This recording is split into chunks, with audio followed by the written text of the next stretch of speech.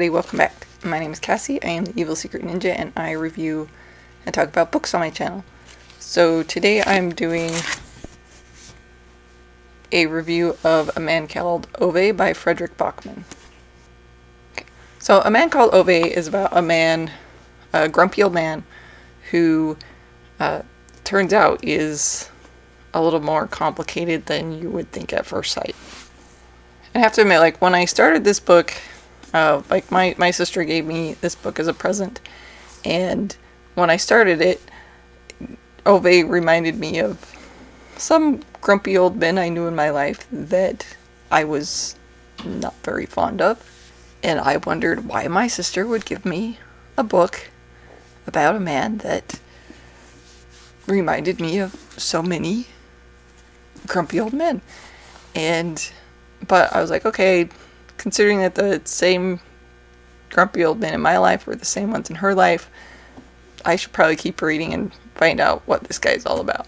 Ove has had a kind of complicated, difficult life, and we meet him as he's older, and his wife has passed away, and he has kind of lost his desire, his will to continue living.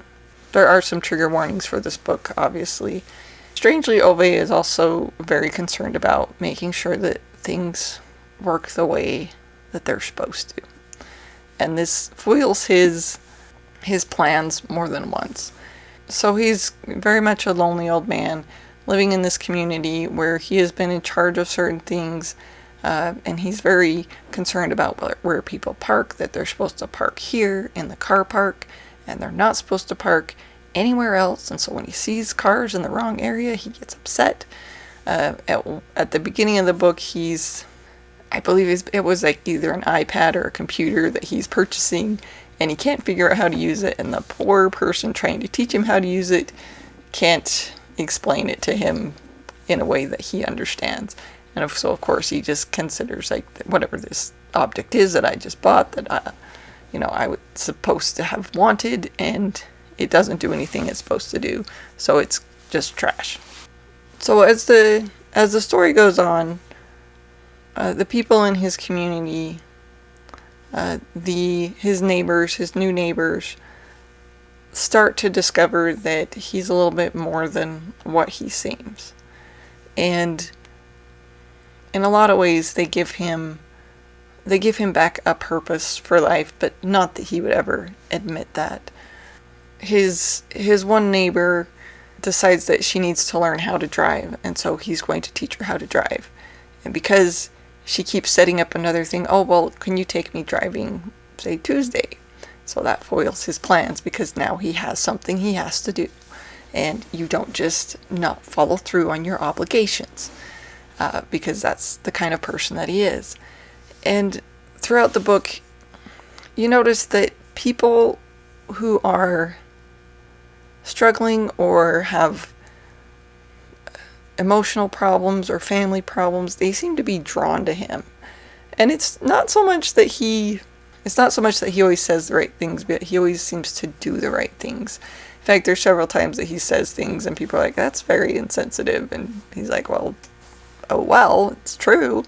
But he's also somebody that everybody can rely on, and everybody can trust.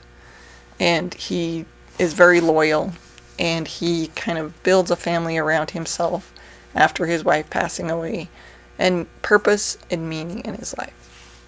And of course, that's something that we all need. We all need a sense of belonging, and this is very much a story about found family.